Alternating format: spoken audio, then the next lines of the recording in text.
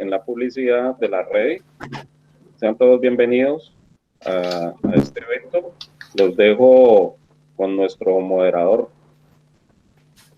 Roberto Carlos Barragán. Bienvenido. Hola, muy buenas tardes a todos y a todas. Bienvenidos, bienvenidas. Y recuerden que ser un buen lector desde muy pequeño es apuntándole a esa construcción de ciudadanía, cómo la lectura y la escritura democratizan la escuela. Y eso arranca desde la educación inicial y desde la educación en preescolar.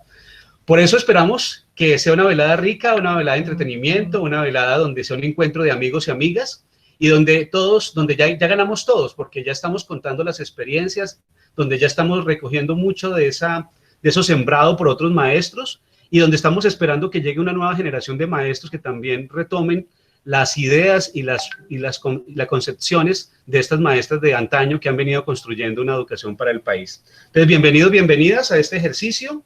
La idea es que voy a explicar un poco la metodología. Vamos a tener más o menos un tiempo de 4 minutos por cada panelista.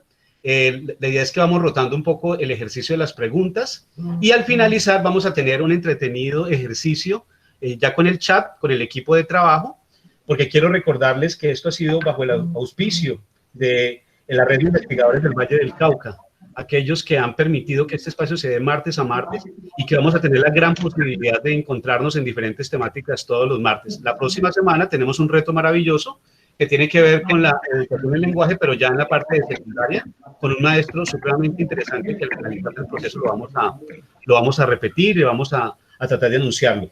Bueno, entonces, sin más preámbulo, yo quisiera iniciar este proceso de conversatorio con estas maestras de lujo, leyendo un poco la publicidad que nos ha acompañado en las diferentes redes sociales, un fragmento maravilloso, unas letras afortunadas de la maestra, de la pedagoga, de la gran escritora Gabriela Mistral, algo que nos ha inspirado y que nos remite a profesoras de largo aliento como la profesora Gloria Rincón y todas las profesoras fundadoras de la red. Dice así: muchas de las cosas que necesitamos pueden esperar. El niño no puede. Ahora es la hora. Se están formando sus huesos, se está haciendo su sangre y se están desarrollando sus sentidos. No podemos responder mañana. Su nombre es hoy. No hay duda que es el momento. Todo el tiempo estamos hablando de que los niños y los jóvenes son futuro. Yo diría no. Es un presente y el presente lo construimos todos los días con lo que hacemos o dejamos de hacer desafortunadamente. O sea que de esto y mucho más hablaremos un poco desde la educación inicial y por eso yo los invito a la conversación, equipo de trabajo, Aldemar y compañía, para que estemos muy dispuestos con los tiempos para que sea una velada muy organizada. Vamos a tener como les mencioné, un espacio de 4 minutos. Quisiera arrancar en esta ocasión con Diana y quiero que conversemos, quiero que abramos un poco este espacio de encuentro con la palabra, preguntándoles, indagándoles un poco cómo fue su inicio en la enseñanza del lenguaje preescolar, cómo se llega a ser profesor en preescolar, cuál es ese rol, cuál es ese perfil que necesita ser un profesor en preescolar. Entonces me gustaría charlar con ustedes un poco de entrada allí. Diana, bienvenida, un abrazo. Gracias, muy buenas tardes a todos los que están aquí participando.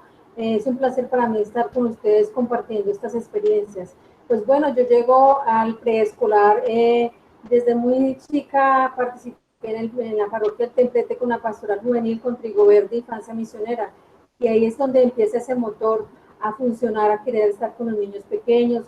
Me formé como licenciada, primero técnica, luego hice la licenciatura en preescolar, y ese camino de las prácticas pedagógicas que se hacían en los diferentes espacios va presentando ese amor por los niños, esa habilidad de querer aprender mucho más. Llego al Colegio Claret, paso recorrido por el Colegio de la Presentación, llego al Colegio Claret, donde estuve muchos años, un sitio muy agradable de trabajo, una familia claretiana, siempre lo decíamos, y allí, estando en ese espacio, tuve la posibilidad de hacer el mejoramiento docente para trabajar con Gloria Rincón en esa formación, y bueno, ahí es la historia en dos, porque ya mis prácticas cambian por esta formación que tengo de mejoramiento docente con Gloria. Allí puedo tener la vinculación también de luego estar como docente de instituciones educativas en educación inclusiva, como docente de apoyo, y pues esta integración de los estudiantes en las aulas regulares es también un talante. Los niños también tienen que estar incluidos. Y es el lenguaje a través de las conversaciones lo que me motiva a seguir siempre estando como docente, y eso es el pilar en el preescolar. Otra opción es que la conversación dada en las asambleas con los niños, a través de la literatura, la poesía, las rimas, las canciones. En preescolar todo el tiempo se canta, se juega, es la exploración del medio. Allí es donde nace esa vinculación del lenguaje, esos juegos del lenguaje. Con Gloria Rincón empezamos con un ejercicio muy simple del trabajo sociocultural, porque el niño aprende de lo que le entorna, aprende de lo que vive. En la lonchera, por ejemplo, sus etiquetas, acumularlas, aprender cómo se dice, ellos ya saben, porque ellos llegan con un conocimiento previo, saben que ahí dice papitas, que dice Coca-Cola, y empieza toda una exploración de querer aprender a escribir su nombre. Entonces, allí hay un autoconocimiento y una construcción de esa personita, de esa nueva adaptación a esa nueva escolaridad formal que inicia en el preescolar. Y un punto muy importante es que el amor por el preescolar pues se transforma, porque igual he recorrido también en las instituciones educativas, en la educación inicial en grados primeros, y eso también es esa transición, esa articulación que se da de preescolar a jardín. Entonces, la invitación siempre es a que los niños son parte fundamental. Ese es un sujeto político que allí nos está mostrando quién es y cómo se forma dentro de la sociedad. Muchísimas gracias, Diana. Darlene, ¿cómo fue ese inicio maravilloso en la educación preescolar? ¿Cómo llegas al trabajo con niños? Porque no es un trabajo fácil, es un trabajo de mucho esfuerzo. Inclusive, Gianfrancesco, uno de los grandes pedagogos en Colombia, dice que los mejores educadores, los mejores profesores deben de estar en esta parte. Entonces, ¿cómo llegas allí un poco a este proceso tan hermoso de la enseñanza? Bueno, buenas tardes para todas y para todos. Pues, ¿cómo les parece que yo llego a ser maestra de preescolar en la Escuela República del Paraguay, en la que se llevó a cabo una innovación pedagógica con el liderazgo de la maestra Gloria Rincón Bonilla? Ella había terminado su investigación, su tesis de maestría sobre la enseñanza del lenguaje en los primeros grados de la escolaridad. Y es ahí donde empiezo yo, como maestra, a preguntarme por mi labor pedagógica, a indagar sobre qué necesitan aprender los niños, cómo enseñar, es decir, a cuestionarme mi rol de maestra. También pensar qué enseñarle a los niños, es decir, hablando específicamente del lenguaje. Cuando yo llego allá a la Paraguay, se produce una ruptura porque yo venía de una enseñanza tradicional, de haber trabajado antes 4 años en el grado primero en otra institución. Y cuando llegó esta nueva propuesta, aunque yo inicialmente no sabía cuál era el cambio que se iba a dar, a medida que van pasando el tiempo, voy tomando conciencia de ese proceso de transformación escolar y voy descubriendo que hay otras opciones para trabajar con los niños que son muy distintas a la repetición y a la memoria. Como maestra, ¿cuáles son los retos que yo tengo como maestra de preescolar? Pues son muchos esos retos, pero podría decir que primero que todo, tener claro que el niño es un sujeto de derechos, es un ciudadano pleno con voz y voto, que requiere ser escuchado y reconocido. Por eso las propuestas didácticas deben ser coherentes con esta concepción. Por eso trabajo en una pedagogía por proyectos. Además, es importante reconocer que cada uno de los estudiantes es un ser único e irrepetible, que cada uno proviene de una familia, que cada uno proviene de un contexto y que por tal razón tiene un saber construido sobre el lenguaje y que la maestra necesita conocer para trabajar a partir de esos conocimientos que los niños han adquirido en su entorno social y cultural. Muchísimas gracias, Darlene, por este primer entremés, por esta primera intervención que me parece maravilloso porque nos contextualizas un poco sobre el origen, un poco por esa Escuela de la República del Paraguay, que es el inicio de muchos procesos bonitos en Cali y que fue una experiencia formidable para el resto de Colombia.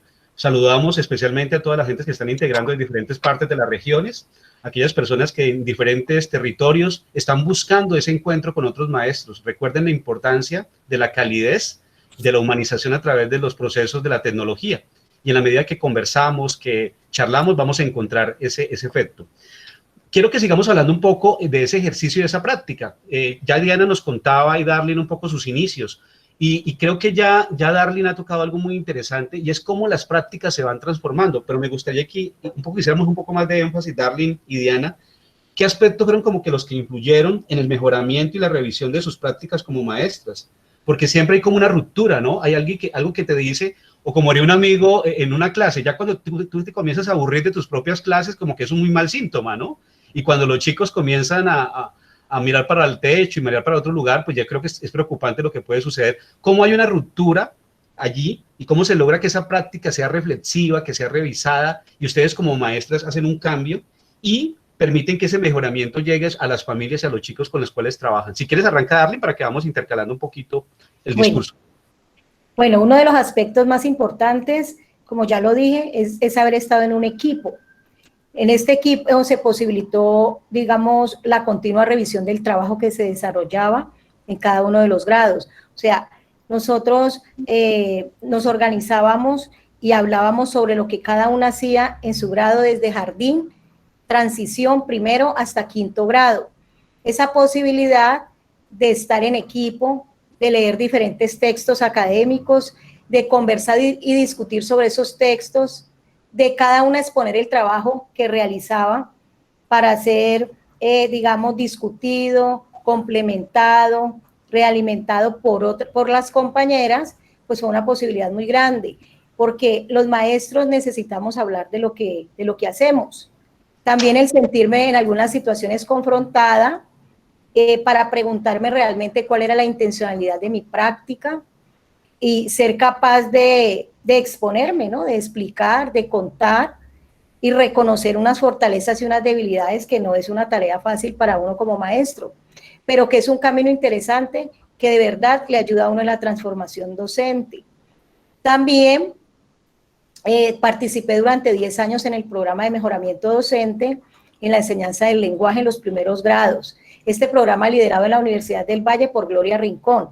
En tenerme que ubicar como formadora de formadores me permitió también avanzar, porque organizar una propuesta, leer los textos teóricos y sobre todo interactuar y compartir experiencias con otras maestras de preescolar. Otro de los aspectos también es que yo estudié en la Universidad del Valle una especialización en psicología del niño, en el Instituto de Psicología de la Universidad, y pues mis maestras pues son unas grandes investigadoras del lenguaje también, Miralba Correa, Blanca Cecilia Orozco, Mariela, y ellas escribieron varios documentos de la política pública en la primera infancia, y yo recibí como maestra directamente sus conocimientos cuando estudié en este programa. O sea, yo me considero una maestra muy afortunada porque pude tener la posibilidad de aprender directamente de Gloria, de mis compañeras de equipo y también de mis maestras de la Universidad del Valle. Genial, Darlene, porque nos permites como reflexionar sobre nuestras prácticas, revisarnos. Y estaría como la consigna de que el que enseña aprende dos veces, ¿no? La posibilidad de ser maestra de maestros es un ejercicio de reflexividad supremamente importante y, como tú muy bien lo dices, te permite resignificar tu práctica, y eso es fundamental. Diana, ¿cómo ha sido esa experiencia de ruptura, de tensión con tu práctica? De pronto esa clase que con los niños fue compleja y que te permitió como maestra tener un reto diferente. Bueno, definitivamente, la mano de Gloria Rincón, definitivamente, porque este proceso de formación que hicimos con ella, y digo hicimos porque fue un colectivo de maestras del Colegio Claret que participamos. En ese colectivo, pues ella nos hace dar una mirada diferente, porque ese chico que llega allí es un chico pensante, es un chico que tiene un saber, un conocimiento. No solamente soy yo la que tiene la palabra, es algo consensuado que se da en una negociación de un conocimiento. Las prácticas también se mejoran por las configuraciones didácticas, los proyectos de aula. Ella hace mucho énfasis en eso y pues yo cambio mi práctica a partir de eso, de un proyecto de aula que se trabaja en los preescolares y también consecuencias didácticas. El para qué quiero enseñar, por qué lo quiero enseñar, cómo lo organizo, un cronograma, las actividades que me planeo, los invitados que voy a tener para ese proyecto, cómo los niños están en esa lluvia de ideas que quieren aprender, pero hay una intencionalidad y un pretexto para aprender. Y también el énfasis que se pone en ese conocimiento, pero en una cosa que se disfruta, una cosa que se construye con comunidad, porque los padres también participan de este proyecto. Entonces, y la comunidad educativa en general, porque también somos solidarios con el otro maestro que se vincula con sus chicos. Es allí donde pienso que Gloria Rincón hace un trabajo a partir de las tipologías textuales. Yo les contaba sobre el tema de las etiquetas, también las paredes letradas, porque todo el ambiente está letrado, donde también encontramos que hay la posibilidad de tener textos en el aula, la biblioteca que se va construyendo con los chicos. Hacemos un saludo especial a muchas personas que se vinculan con nosotros de diferentes partes del país, especialmente de Yumbo, de Saravena, Arauca, Armenia, Sevilla, Valle, Tame, Arauca, Caicedonia, Bogotá, Medellín. Un saludo a todas aquellas personas que están interesadas en este espacio de conversación donde el lenguaje es el centro y donde el niño es el protagonista en el día de hoy.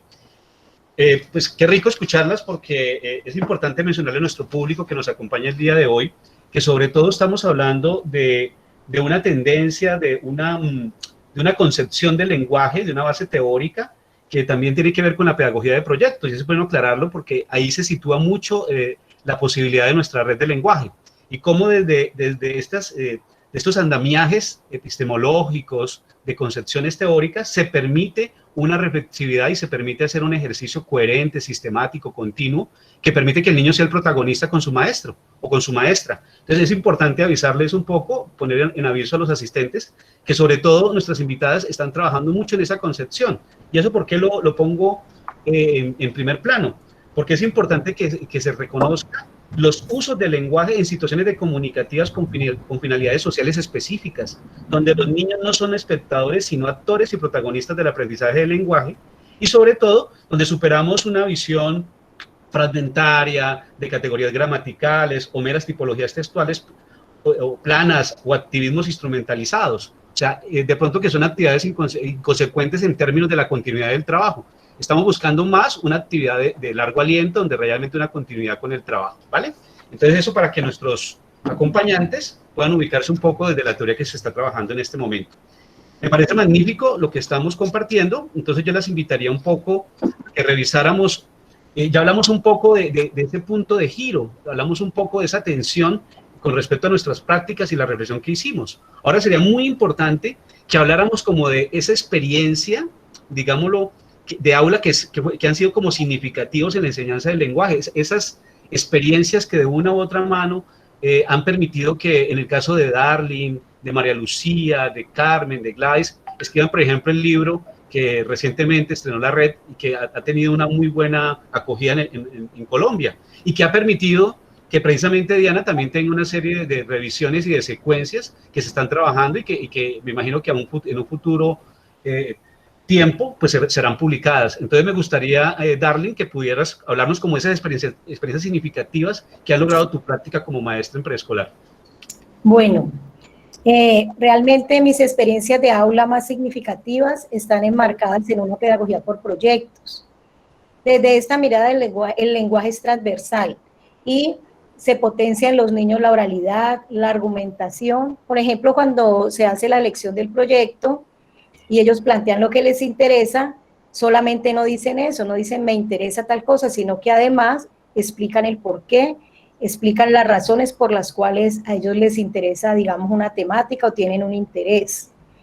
La lectura y la escritura, por ejemplo, en cada proyecto, nosotros leemos diferentes tipos de textos, yo leo diferentes tipos de textos y recalco aquí lo de los textos porque no son, son textos completos, no son palabras, ni letras aisladas, ni frases.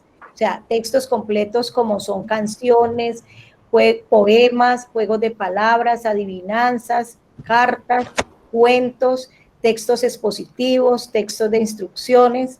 Entonces, estos textos se leen y se escriben con una intencionalidad en el contexto del proyecto. O sea, no son textos que están aislados. Bueno, también otra de las propuestas son las secuencias didácticas, donde un texto se convierte en objeto de conocimiento y de disfrute, sobre todo los textos literarios en los que hago un mayor énfasis, aunque esto no quiere decir que los otros textos no se tengan en cuenta. Otra experiencia también muy importante es lo que tiene que ver con el préstamo de cuentos. Todos los viernes los niños y las niñas llevan a la casa un cuento que ellos eligen de la biblioteca de aula. En esta propuesta, como pueden darse cuenta, se involucran las familias, es decir, las familias también se ubican como lectores de los cuentos que llevan sus hijos. Esta propuesta desde el principio del año adquiere pues mucha fuerza, los estudiantes se interesan muchísimo y la disfrutan. Todo el tiempo piden libros y se ubican como lectores potentes. O sea, estas tres estrategias son las que realmente yo realizo en el aula con los niños y son las que me permiten todo el tiempo tener como eje el desarrollo del lenguaje de los niños en la oralidad, en el lenguaje escrito y en el sistema de escritura. Muchísimas gracias, Darlene, por tus aportes, y me imagino que habrá muchas más experiencias. Por eso la idea es que estamos en unos conversatorios que son como un abrebocas para el tema del lenguaje, pero muy seguramente a futuro pensaremos en algunos talleres donde podamos desarrollar parte de estas experiencias, donde se puedan mostrar en las prácticas, donde podamos mirar un poco cuáles son los errores que se cometieron, porque recuerden que detrás de toda experiencia exitosa o significativa, más bien me gusta más el concepto de significativa, hay una serie de errores que son recuerden que los errores de muchas de estas experiencias son los aciertos de las otras. Entonces, en la medida que sea este ejercicio de revisión, de ir puliendo la experiencia, es lo que permite que se vuelva muy significativa. Muchísimas gracias, Darlene, y nos gustaría escuchar esas experiencias que han permitido que Diana tenga un lugar diferente con sus estudiantes en el tema del lenguaje. Bueno, experiencias hay muchas. Yo creo que cada año que tenemos los estudiantes, pues es un mundo diferente. Unos chicos que llegan con muchas ideas para trabajar y querer hacer. Pero de pronto voy a destacar algunas, como el tema de las arañas. En el Claret trabajamos las arañas y bueno, yo le tenía como aversión a las arañas, pero a ellos les encantaba. Pues el espacio pues es un poco campestre. Luego hice otro proyecto que se llamaba Mi Nombre, porque el nombre propio es importante trabajarlo en preescolar. ¿Cómo me represento? ¿Cómo me llamo? ¿Cómo puedo llamar a los demás? ¿Cómo se escribe el otro? ¿Cómo se llama mi colegio? ¿Cómo se llaman mis maestros? ¿Cómo se llaman mis compañeros? Y todo ese pretexto para poder llegar a la escritura. Es hacer juegos del lenguaje con el nombre, la apropiación de la palabra, pero una palabra que es vivida por el mismo chico. Está en medio de una práctica social del lenguaje, porque es algo que es para todos, algo que es importante, es un sujeto que tiene un nombre. Otro de los ejercicios que estamos haciendo ahora es la huerta en casa. El municipio de Yumbo, a través de la Secretaría de Educación, está haciendo un énfasis en la huerta en casa, y la institución educativa Alberto Mendoza Mayor está haciendo esta propuesta. El preescolar está haciendo el trabajo de la huerta casera, y hay unas experiencias súper encantadoras de los niños sembrando en su casa, porque es motivarlos a la comida sana, al buen alimento, al poder establecer ese vínculo con la familia. Y estos chicos están siendo motores a través de sus videos cortos, con su lenguaje incipiente, contándonos cómo crean la huerta, cómo van cuidando día a día esa tierrita y esa semilla que tienen allí. Entonces, los proyectos de aula siempre son un pretexto, y ahorita en la cotidianidad de esta virtualidad, pues tenemos mucho más el énfasis con la familia, ese apoyo que está en este momento teniendo los chicos para poder afianzar. Ya ahorita no solamente estamos con el estudiante, sino con el papá o con el cuidador, porque las consignas tienen que estar dadas pues también para estas personas, y es un tema de conjunto, un tema de que trabajamos de mano a mano con las familias. Entonces el proyecto se nutre a partir de esa búsqueda en esa familia, pero también nosotros tenemos esa parte de las mediaciones a través de todo el tema de la exploración, de la literatura, del juego. Qué importante lo que nos mencionas, Diana, porque de una u otra forma, ayer lo hablamos con el equipo de trabajo, cuando detrás de estas transmisiones hay un gran esfuerzo de varios días, y hablábamos con algunas maestras de la importancia del lenguaje como eje articulador de la reflexión y la integración con las otras áreas, y cómo podemos construir desde el lenguaje una reflexión y unos proyectos de integración donde está el tema de la ciencia, donde está el tema de la filosofía. Tenemos unos grandes trabajos en torno a los pequeños científicos, al niño que utiliza la filosofía desde la pregunta. O sea, cómo lograr que estos proyectos de una u otra forma articulen y el lenguaje se vuelve un hilo conductor bastante importante.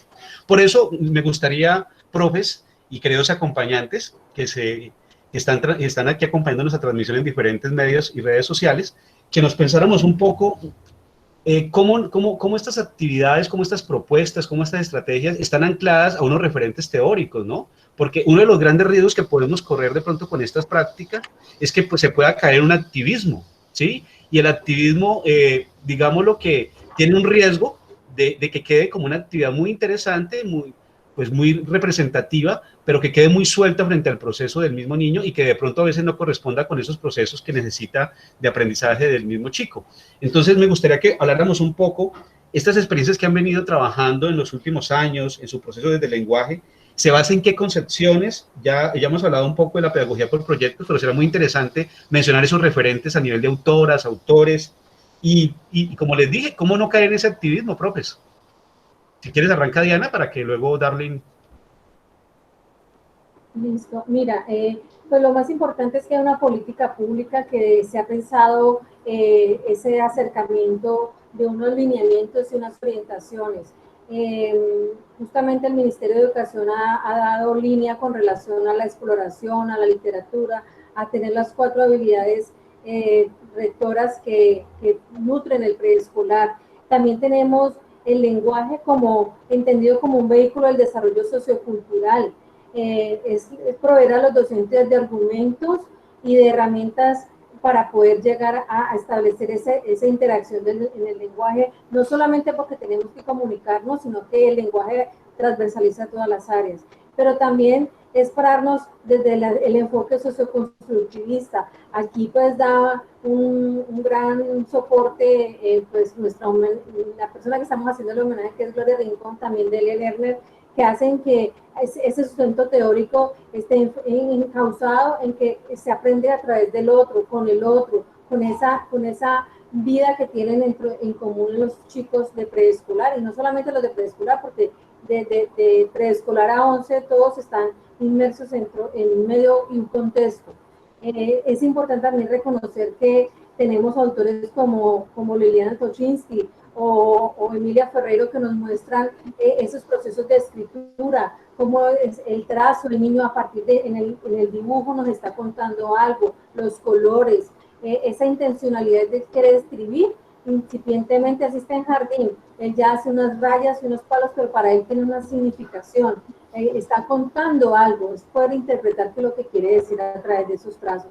Entonces, la línea teórica es muy importante porque eso nos afianza y ese es nuestro modelo y esa es la concepción que vamos teniendo en la práctica educativa.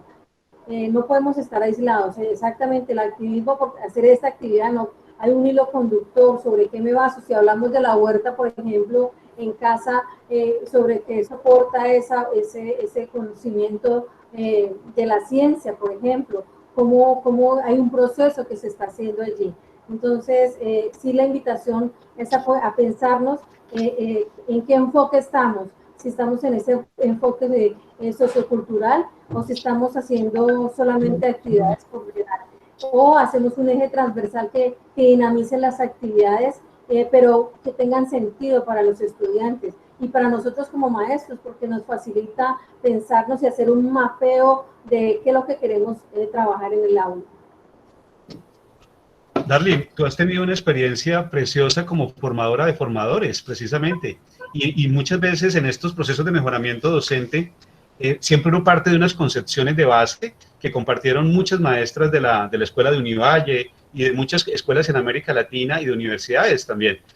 ¿Cómo se trabajaban esos referentes? ¿Cómo lograr una formación de docente que tenga esos hilos conductores que nos ha hablado ya Diana, que nos ha dado algunas pistas? ¿Cómo lograr que realmente esa concepción pueda ser aterrizada en un proyecto contextualizado, situado, y que realmente dé elementos al niño para que pueda construir eso que tú hablabas al principio de un sujeto, del discurso, un sujeto como un niño, como una parte de esos derechos que debe tener?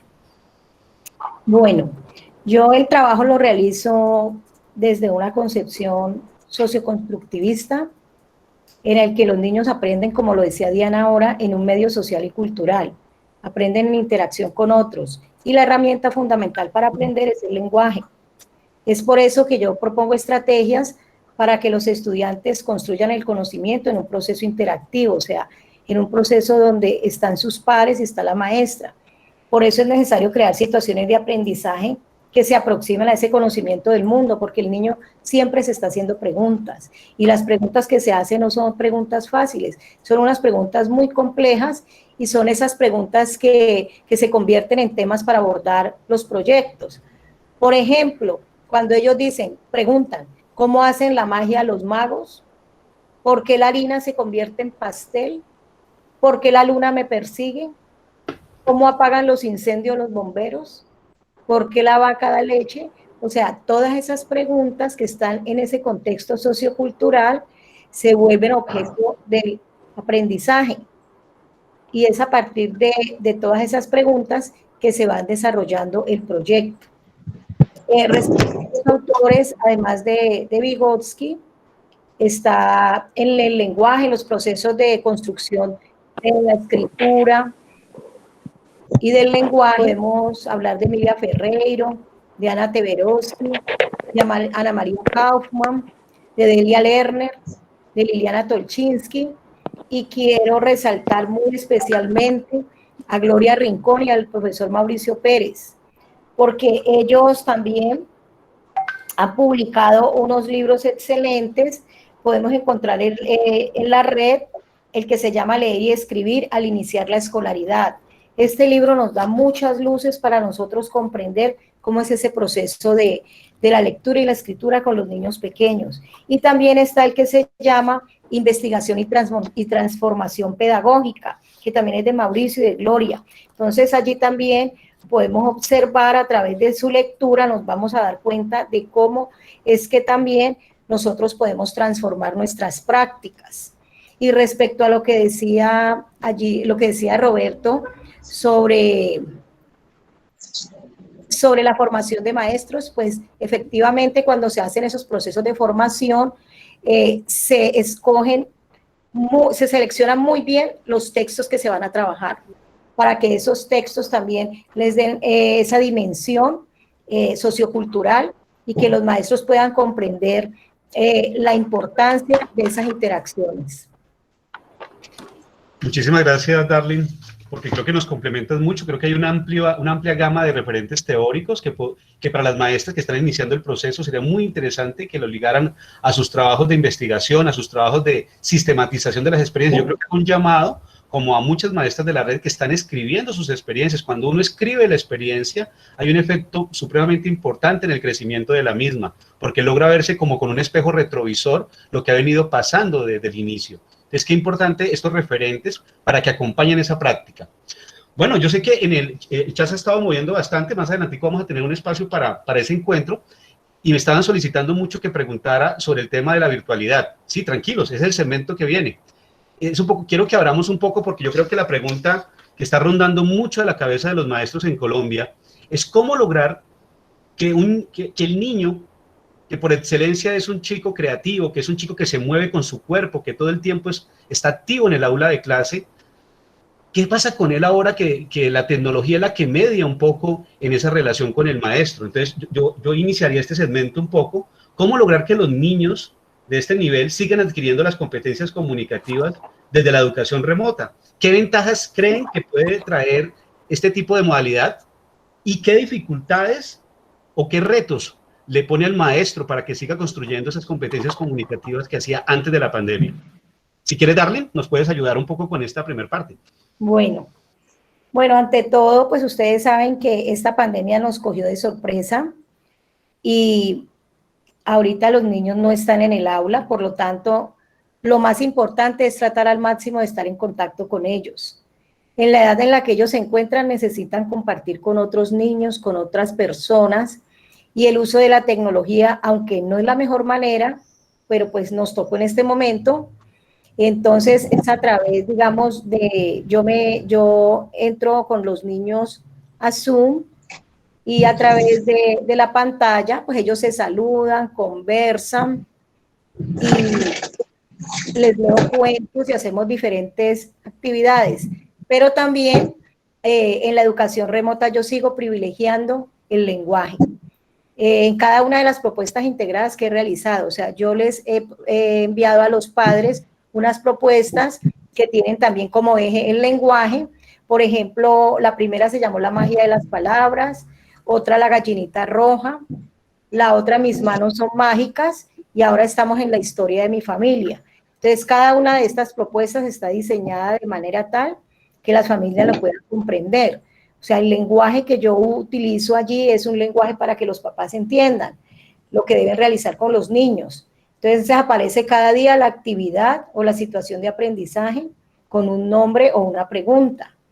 El aprendizaje esperado, o sea, yo he organizado como un cuadro, como un esquema, donde aparece el aprendizaje esperado, los materiales que necesitan, la actividad, una actividad de iniciación que a veces es un juego o es una canción, y el desarrollo en el que se describe todo el proceso a realizar. O sea, para que los padres desarrollen estas propuestas, pues yo las tengo las escribo en un formato que es también muy bonito, muy vistoso. Lo hago a través de Canva. Entonces ellos allí reciben esas instrucciones para trabajar con los niños. En estas propuestas incluyo muchísimo y le doy un lugar privilegiado al lenguaje, los juegos de palabras, las adivinanzas, las retahílas, los trabalenguas, los cuentos, como también el juego, el arte y la exploración del medio. O sea, todo esto está allí integrado, porque no podemos desconocer, aunque el lenguaje es el eje, no podemos desconocer la importancia del arte, del juego y de la exploración del medio. O sea, aparecen también allí textos de instrucciones para hacer, digamos, un experimento, para hacer una receta, para hacer con material reciclado digamos, un títere. Y respecto a las desventajas y a las ventajas que tiene este trabajo, martes, miércoles y sábado. Sí, tranquila, pues, te quedas un minutico, tranquila. Pues la verdad es que la dificultad más grande que yo veo es que los niños están en una edad en que ellos necesitan jugar, necesitan moverse, necesitan interactuar. Entonces, realmente, pues los niños no están con sus amigos, no están con sus compañeros. Y eso de alguna manera los afecta a ellos y a mí también como maestra, porque yo no puedo observar directamente sus procesos de aprendizaje, no puedo tener un conocimiento directo de cómo ellos están aprendiendo. Pero pues lo maravilloso también es que yo he podido recopilar una serie de videos muy hermosos donde los niños están cantando, donde otros están cocinando, donde están explicando un proceso, donde están exponiendo en un cartel, y yo eso no lo tenía realmente pues en cuenta en el aula presencial, no le daba mucha importancia.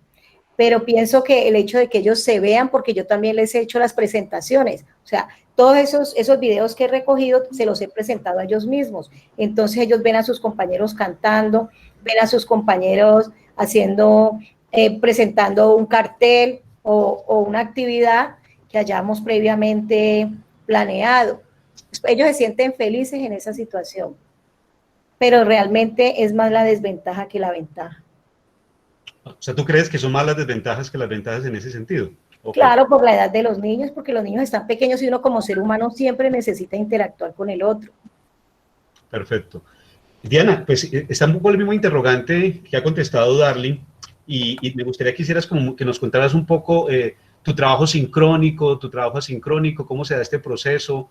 Yo sé que muchos profesores de preescolar están dividiendo, por ejemplo, los grupos en pequeños grupos, a su vez de 4 o 5 niños, para hacer un ejercicio. Y también está un poco el desespero, ¿no? ¿Cómo lograr no llenar tanto de actividades a las familias? ¿Cómo está ese sentimiento de que sea una actividad que permita, más que la desunión, la integración familiar, y que en esa sincronía se pueda hacer una fiesta de la palabra, se pueda hacer una fiesta del lenguaje, donde de manera sincrónica estamos haciendo un acto revelador para la familia, inclusive, como te digo, se pueden apropiar. Yo he visto muchas experiencias últimamente en diferentes plataformas de cómo inclusive la familia de la maestra termina siendo parte del escenario, parte de la coreografía, y casi que se vuelve una enseñanza de familia para otros niños con familia, y se vuelve un encuentro de familias. Entonces, no sé cómo te ha ido con esa experiencia, que no es nada fácil, como ya lo ha dicho Darling, y cuáles ventajas y desventajas crees que pueden haber en este ejercicio de la educación remota en el preescolar. Bueno, dentro de ese marco que estamos viviendo, porque nos tocó a todos, y no todos, pues todos teníamos que movilizarnos de alguna manera. El primer paso era el tema de la conectividad. Es un tema muy álgido porque justamente nuestros estudiantes en las instituciones educativas públicas lo que más adolecen es de conectividad. El celular que tienen que recargar con 2.000 pesos para poder que les lleguen los mensajes. Es muy complicado llegar a todos los estudiantes en un grupo de 25 o 30 estudiantes, porque justamente las condiciones económicas de las familias son muy difíciles. Sin embargo, yo pienso que lo que es importante rescatar, y yo ya lo había mencionado, es con relación a la familia, ese acompañamiento que está haciendo la familia, porque ya no estamos educando a un estudiante, estamos educando a toda una familia. Estamos educando, ¿por qué? Porque es que la consigna en la instrucción tiene que ser clara para que el padre de familia o el acompañante la entienda y le pueda transmitir al estudiante, que en este caso son niños. En ese sentido, la palabra tiene que estar muy soportada por un ejercicio claro y coherente, porque nosotros en el aula podíamos explicar y un gesto nos denotaba si entendían o no entendían, o ellos mismos nos leían a nosotros, pero ahorita ese pedazo en la virtualidad se pierde un poco. Además, el ejercicio del WhatsApp. Es básico el sistema de WhatsApp porque es lo más cercano que tienen los padres de familia. Entonces, el retorno de la tarea se hace a través de fotos y videos, a través de este medio. Muy pocos tienen acceso al correo electrónico, y el que lo tiene es porque tiene un trabajo, en fin, pero muy complicado el retorno a través del correo electrónico. Y me parece importante ese acompañamiento porque el papá también aprende y nos hemos visto abocados a mirar que el papá muchas veces no sabe leer ni escribir, pero ahí estamos en ese proceso dándole esa consigna muy clara para que él pueda establecer ese puente. Pero dentro de las desventajas sí me parece el tema económico. El tema económico es muy fuerte. Todas las familias, el teléfono nunca está en el día, hay que hacer esas videollamadas de 3 y 4 estudiantes porque no se puede pues con todo el grupo, y hablo en el tema de preescolar. Además, los niños de preescolar tienen que estar siempre acompañados de un adulto. En los grados más, en nuestra institución cuartos y quintos, los niños son un poco más autónomos e independientes y en su mayoría se conectan de manera independiente. Sin embargo, para preescolar no es así. El pretexto aquí sería un eje articulador. Ahí están preguntando, veo, con relación a los proyectos de aula. Resulta que pues ya no le podemos preguntar al niño qué quiere estudiar y qué quiere aprender, pero empezamos en esa búsqueda de lo que estamos ahora en casa. Entonces estamos trabajando cómo comemos, la huerta en casa que ya les he mencionado. Entonces esos elementos allí están mucho más cercanos al niño. Y de ese elemento poder hacer toda el desarrollo de las articulaciones con las asignaturas, en este caso en preescolar son las dimensiones, y se está trabajando desde una pregunta, desde un eje articulador para que el niño pueda hacerlo, con actividades muy sencillas, porque no pueden ser tan elaboradas, pero que el niño pueda expresar, que el niño pueda dar cuenta a través de la palabra qué es lo que está haciendo, qué es lo que está viviendo. Otra de las situaciones que se está viviendo es señalar cómo los niños, o algunos han tenido un retroceso, y hablo de preescolar en cuanto al tema de la expresión. Como están en casa, están mucho más consentidos y mimados, como otros chicos que se han fortalecido por esa presencia de sus padres allí o de sus adultos que están con ellos, porque anteriormente no había ese tiempo suficiente. Y ahorita, como todo el tiempo están en casa, pues están con esa familiaridad y con ese acercamiento mucho más fuerte. Las interacciones que se dan en la escuela, y es el valor de la palabra. Aquí está sentada, es el valor de la palabra porque es el único medio que tenemos para poder llegar a ellos, y el tema de cómo poder llegarles a los chicos. haciendo monerías, disfrazándonos, haciéndole imágenes. Nosotros como maestros también siendo muy creativos, haciendo un video, estamos en ensayo de error, esto nos cala. Antes teníamos el tablero y la cartelera o el videobeat, ahora no contamos con eso, sino que los medios van circulando de una manera diferente. Diana, has dicho una cosa que es clave y me gustaría que Darlene también nos regalara un concepto muy corto y tiene que ver con algo que ya están preguntando en el chat, y es el tema, hablases un poco de la creatividad. ¿Tú crees que esta educación remota, mediada por tecnología, digámoslo así, ha afectado de alguna forma los procesos de creatividad tanto del maestro como en el niño? ¿Qué pasa con la creatividad en la educación remota? Lo que pasa es que la creatividad entendida desde qué punto de vista, porque si creativo es hacer muchas cosas y exploraciones, pues hay unas limitantes económicas en las familias. Pero si la creatividad es como el niño presenta el video y cómo el niño a través de esas cosas, hay unas experiencias muy interesantes, por ejemplo, en el nodo de Caquetá, cómo muestran los muchachos sus experiencias, cómo a través de juegos, cómo a través de elementos que tienen en la casa pueden mostrar qué están haciendo. Entonces, es que el criterio de creatividad depende mucho desde la mirada del sujeto. Entonces, si hablamos de creatividad a través de los medios tecnológicos, podemos decir que hay un avance, porque es pensarnos cómo voy a mostrar este texto, cómo lo voy a contarle al otro, no solamente nosotros como maestros, sino el estudiante y su familia. Ese retorno a la tarea sí me parece sumamente importante revisarlo, cómo lo que estamos haciendo, qué encontramos, si hay un ejercicio de marzo a este momento, cómo ha sido ese recorrido de ese chico entregando esas tareas, porque inicialmente las fotos no eran tan claras, ahorita se fija más cómo tomar la foto, cómo tener esa evidencia mucho más coherente y más clara para hacerla llegar, entender que hay un público diferente que nos está observando, pero que esa tarea es para nosotros los maestros, cómo se pule para entregar esa tarea. Entonces, la creatividad no está vista, sino desde este sujeto. Darlene, así como muy corto, ¿qué piensas tú? ¿Se ven afectados los procesos de creatividad tanto del maestro como del niño en la educación remota? Pues yo pienso que la creatividad, el maestro que es creativo con pantalla, sin pantalla, y se las ingenia. O sea, la creatividad para uno plantear las propuestas, la creatividad, por ejemplo, puedo decir para uno pensar de qué manera llegarle a los niños. Por ejemplo, con la propuesta que yo he hecho de las pijamadas literarias por las noches los viernes. O sea, yo dije, tengo que llegar a los niños de alguna manera y no puedo abandonar ese proyecto de lectura que ya estoy realizando.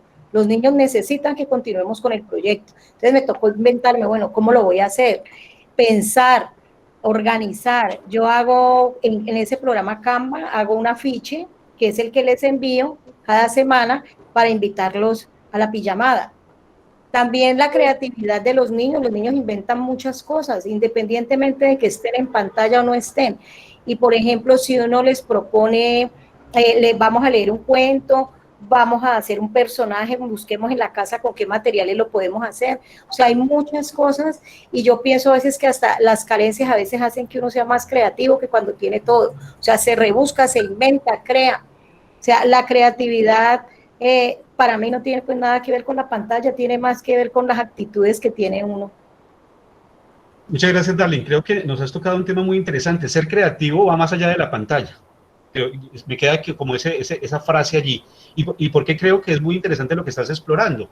Porque yo recuerdo una experiencia cuando trabajé en el Instituto Popular de Cultura, el IPC, que es una institución pública de Cali muy interesante, y conocí un grupo de titiriteros que hace sus títeres por todas las partes de Colombia, pero lo curioso de la experiencia de este grupo de titiriteros es que ellos construyen los títeres con los materiales y recursos que tiene cada región. O sea, pueden estar en lo más recóndito del Amazonas o en lo más recóndito de la Guajira y buscan, dentro de lo poco que hay de los recursos en esos territorios, la manera de construir sus títeres. Entonces yo creo que has tocado un tema supremamente importante, ¿no? La creatividad va mucho más allá de las mediaciones tecnológicas. Es algo que no puede morir en el maestro porque es lo que mantiene vivo y que nos permite tener un hilo conductor entre la incertidumbre y la esperanza.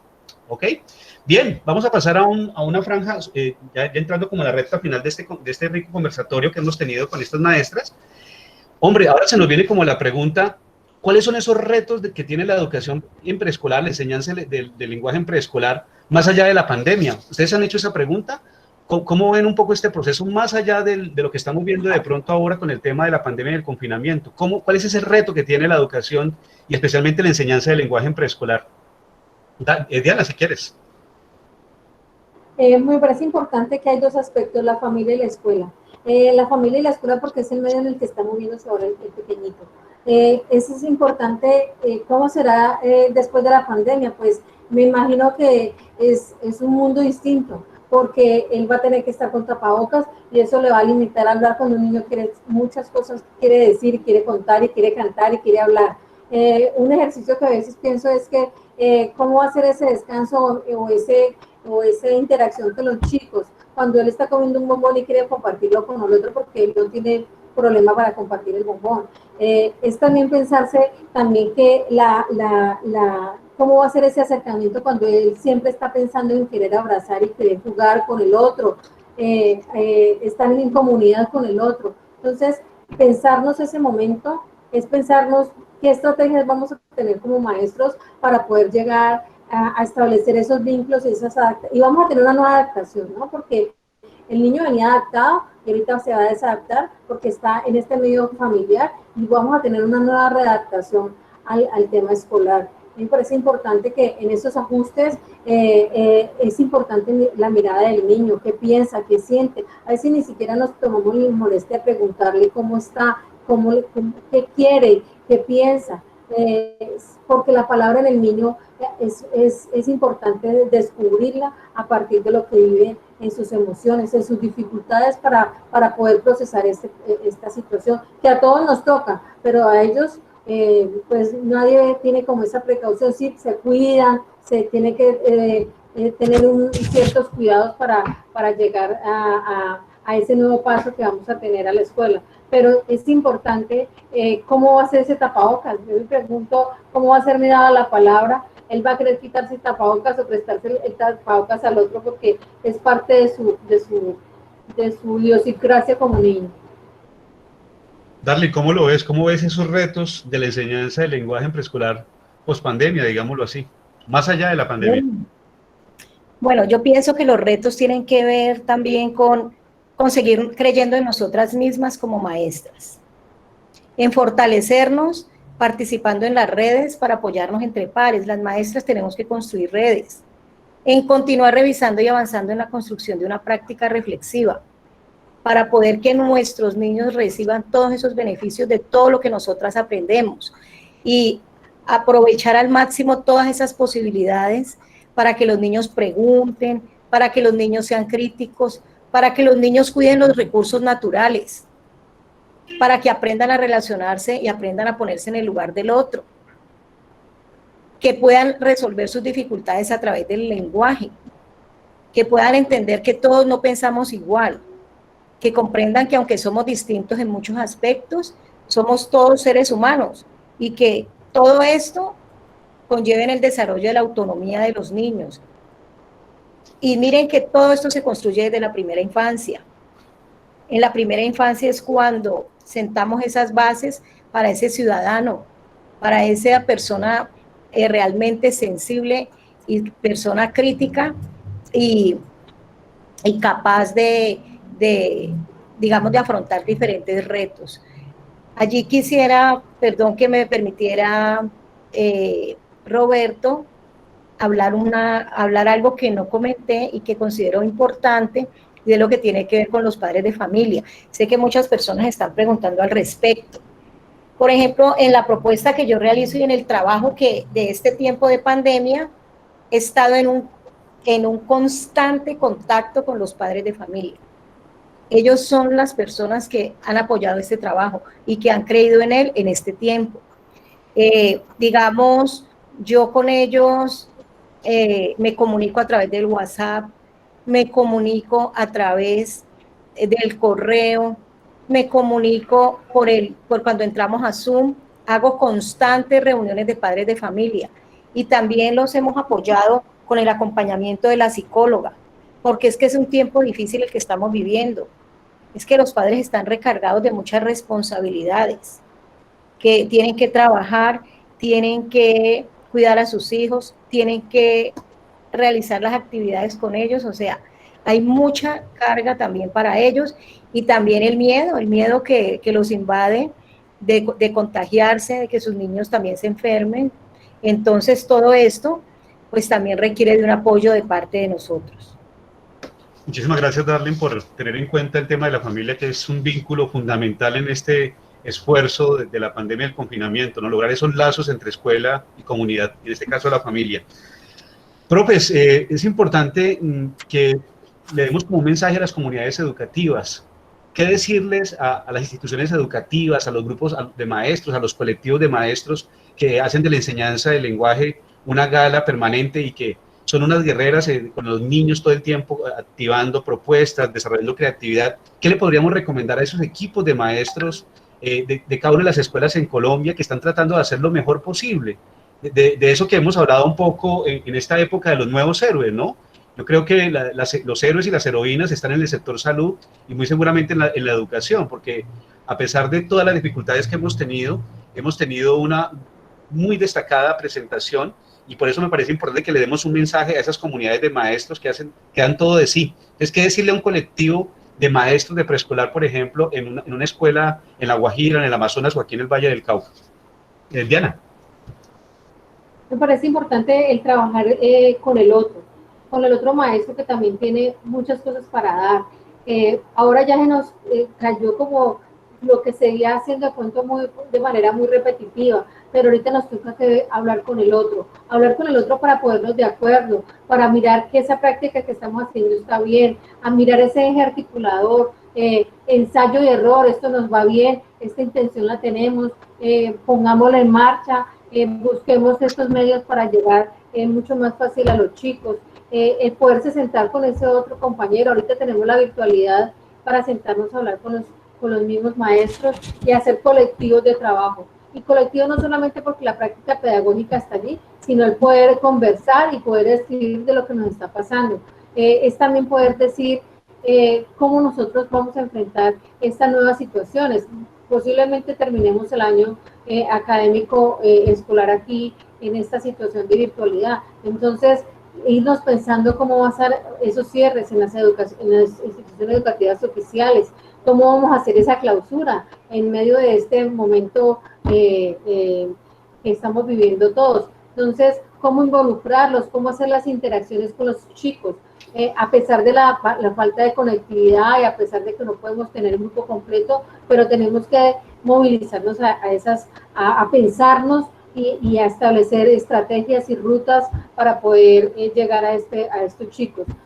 Sí me parece importante la formación de colectivos en nuestras propias instituciones. Lo que hablaba Darlene, de que se conversa con el otro, el que se construye con el otro, pero no solamente para los estudiantes, para nuestros pares como maestros.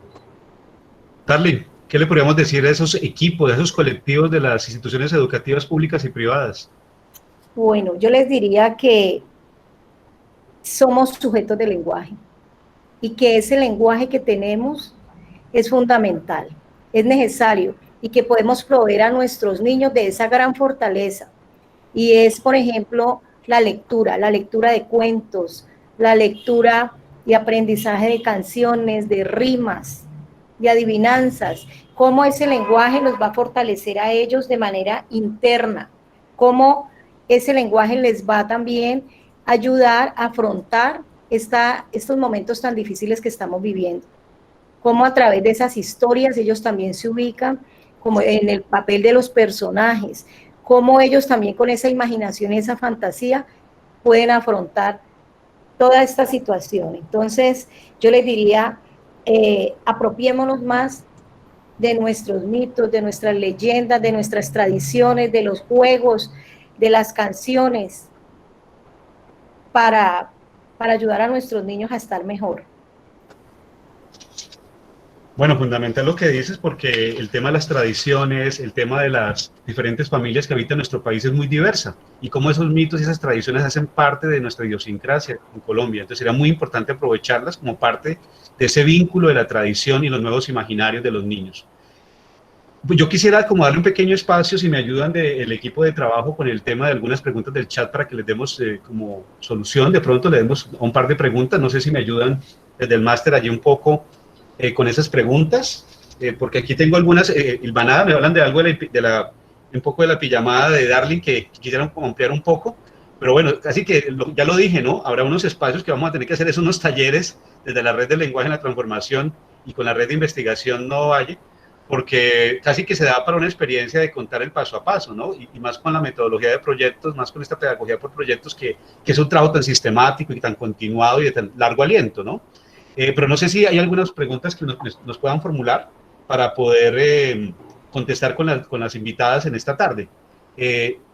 Me ayudan, no sé, aquí tengo, bueno, o si quieres vas hablando un poco, les vas contando un poco de las famosas en pijamadas, un poco que tú haces los viernes, Darling, que me preguntan, que hay mucha curiosidad sobre ello, mientras que me dan un par de preguntas más desde el máster desde el chat. Bueno, las pijamadas literarias son unas reuniones que yo hago todos los viernes con los niños. Ellos están con su pijama, o sea, es como cuando los papás y las mamás en la casa antes de acostarse le leen el cuento a los niños, pero esta vez van a estar con la profesora. Entonces yo a ellos con antelación les mando un afiche que es muy bonito, muy creativo, donde dice, nos vamos a pijamada literaria, vamos a leer cuentos, el día tal, a tal hora, bueno, el viernes a las 7 de la noche, te espero con tu pijama.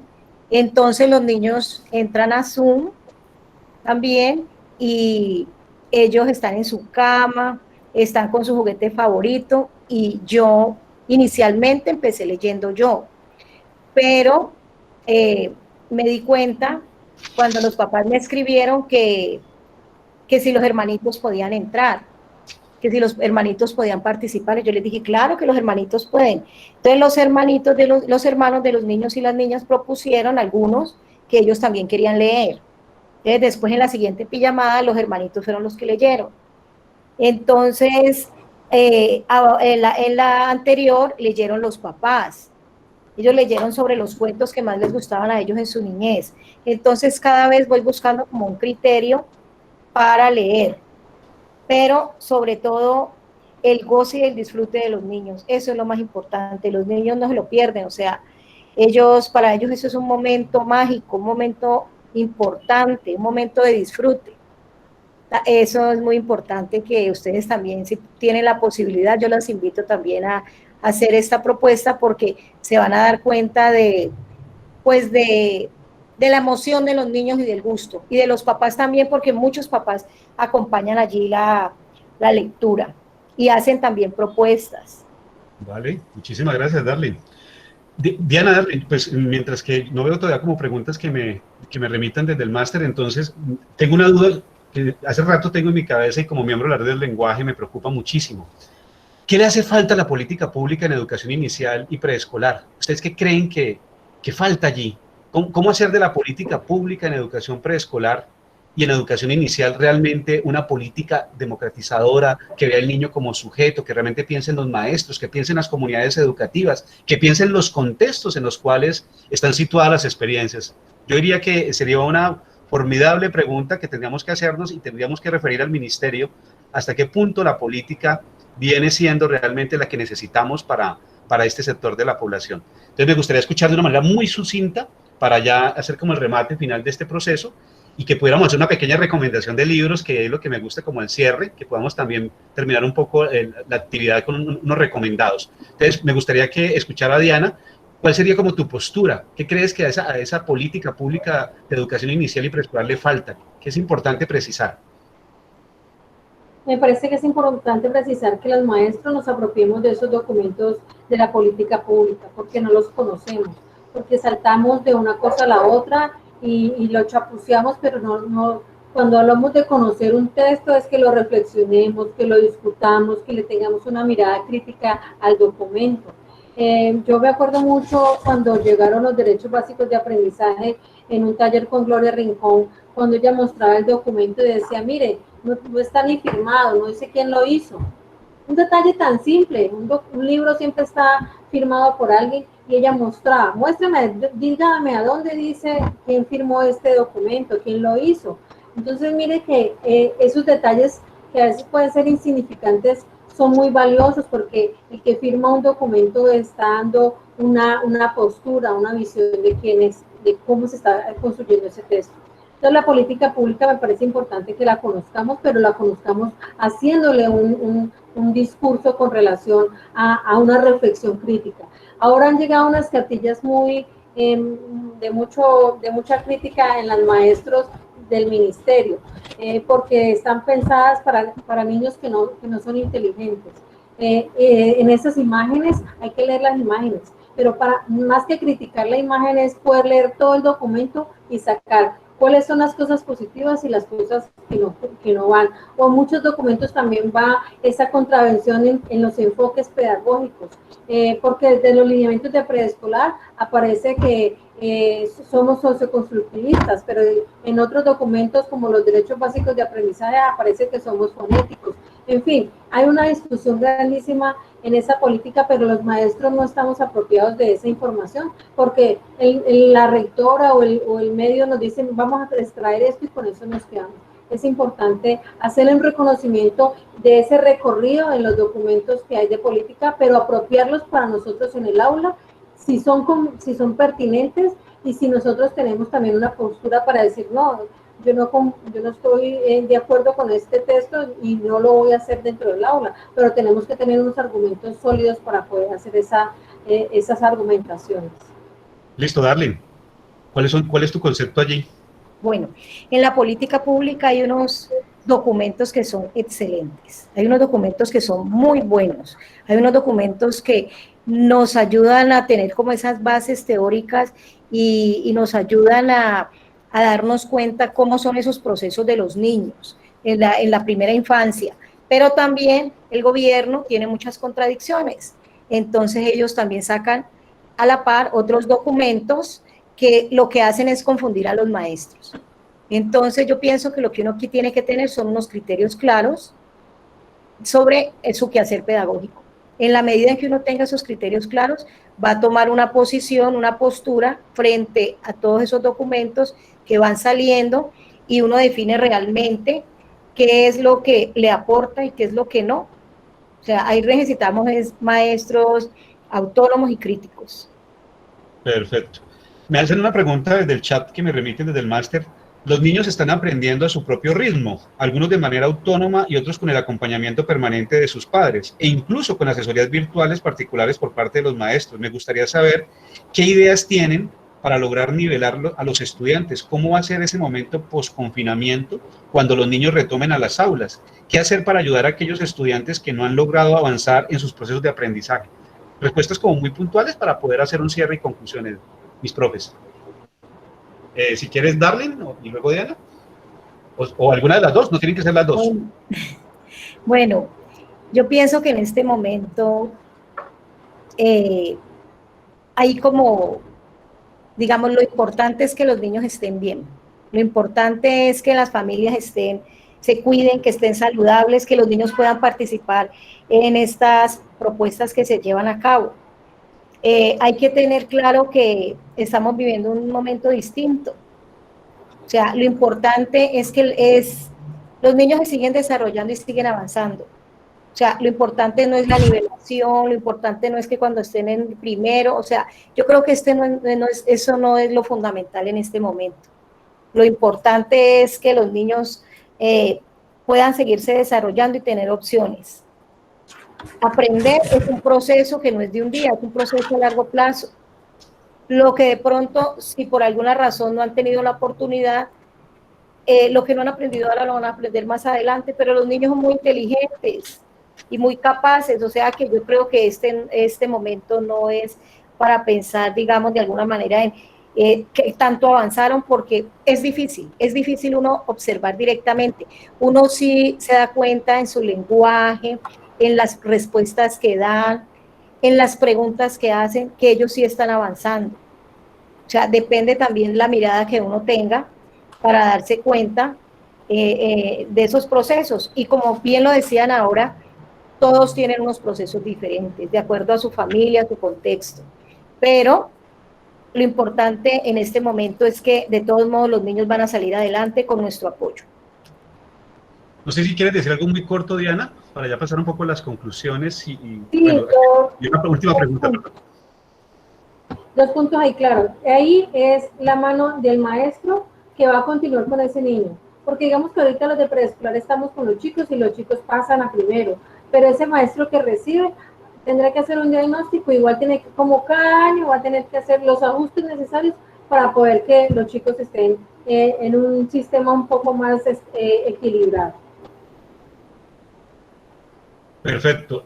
Me hacen una pregunta que me gustaría que solamente la contestara una de las dos por el tiempo que tenemos. Me preguntan aquí un poco, más allá de los recomendados, ¿cómo recoger todas las preguntas de los niños para organizar un solo proyecto? No sé cuál de las dos quiere contestar. ¿Cómo recoger todas las preguntas de los niños para organizar un solo proyecto? Eso me llega desde una información del chat. No sé si Darlene o Diana, cualquiera de las dos, una de las dos puede ser. ¿Quién se le mide?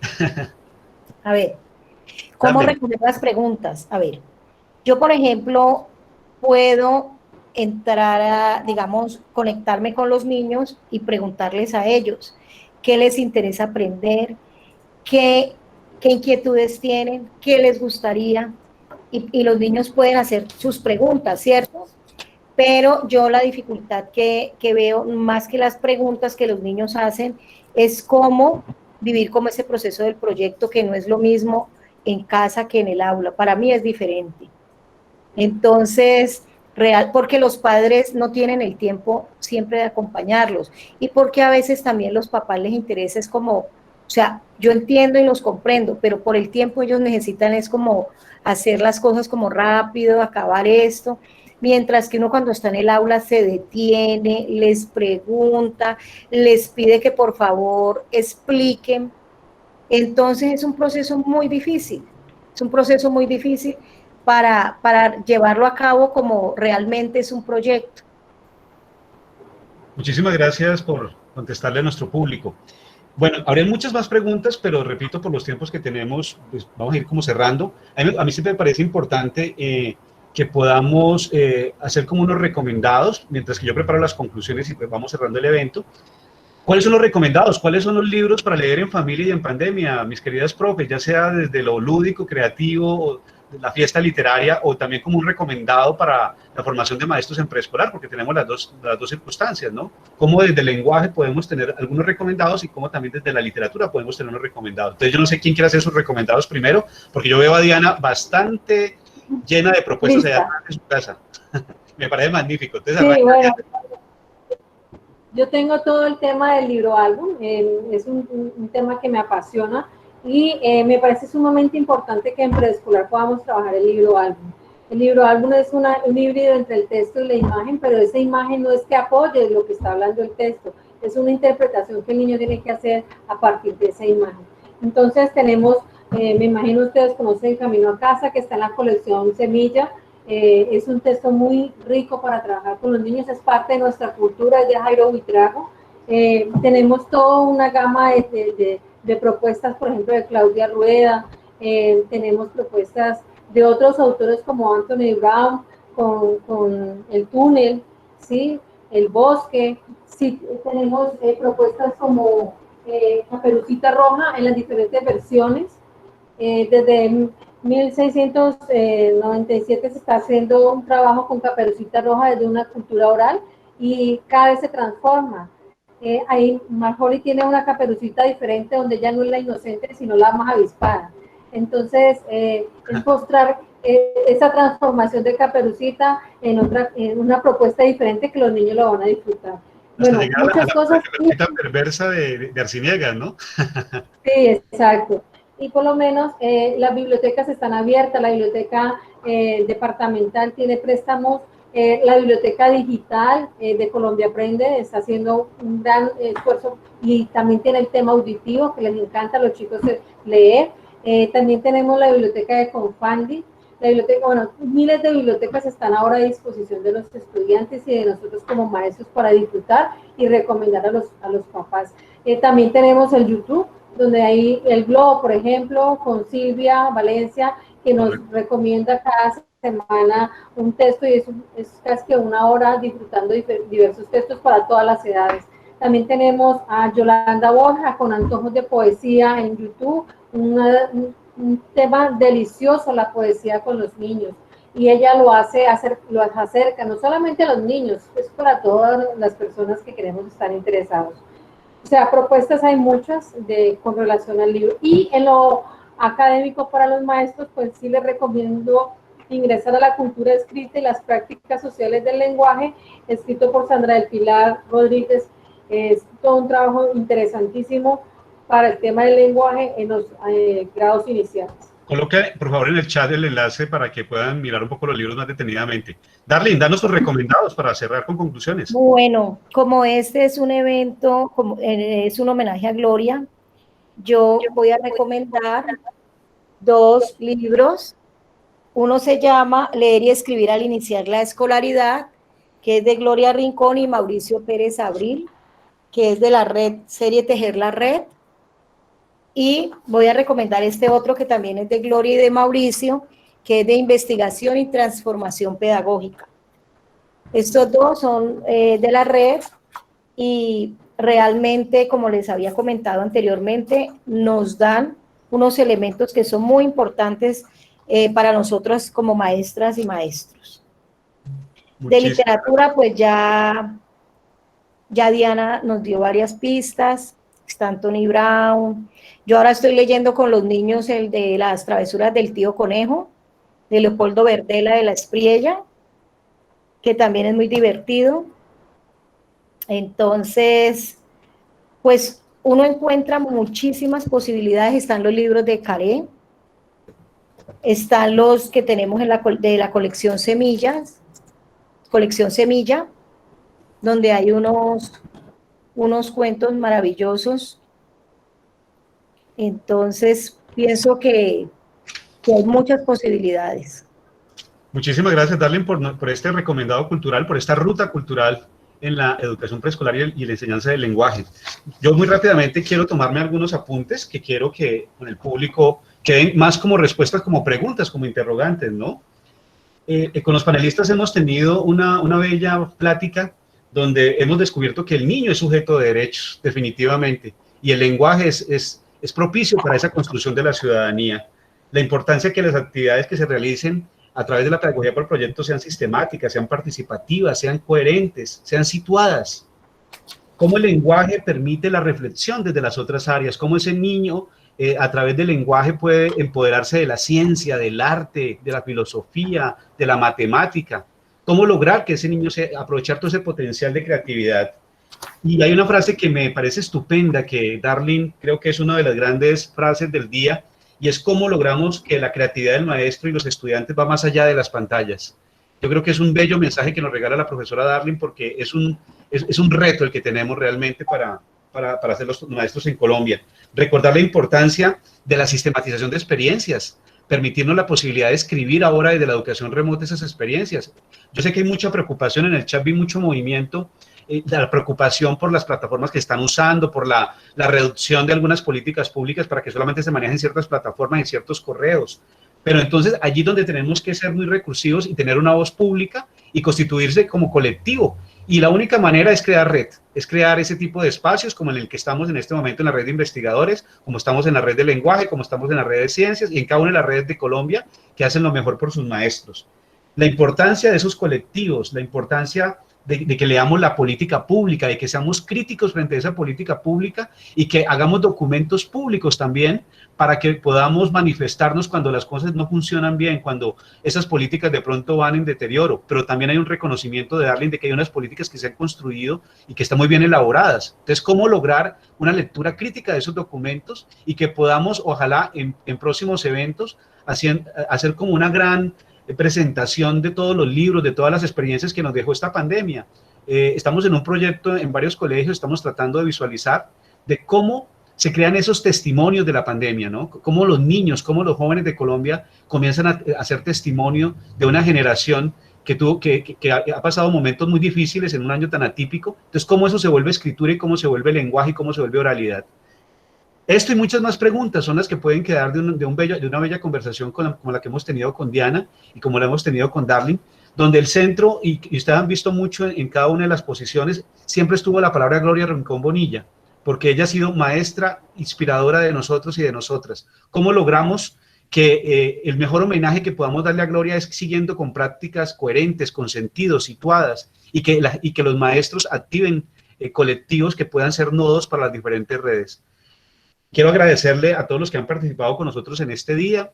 Queremos invitarlos para que el próximo martes nos acompañen en otra velada muy rica que vamos a tener con el profesor Gustavo Aragón para hablar un poco de la enseñanza del lenguaje en secundaria, y vamos a también de pronto tener otro invitado o invitada que también va a matizar un poco esas grandes experiencias que tienen estos profesores. Les anticipo que la van a pasar muy bien. Gustavo es un profesor de la Escuela de Estudios Literarios de la Universidad del Valle con una amplia experiencia en múltiples proyectos. Es un gran lector, es divertido, es ameno, y vamos a tener una conversación muy deliciosa con él para que disfrutemos también de otro nivel. Recuerden la importancia de los relevos. Ahora el relevo de la educación primaria se la pasa a la secundaria. Darlene y Diana le dan el relevo a Gustavo y a otros maestros que toman la voz en esta red.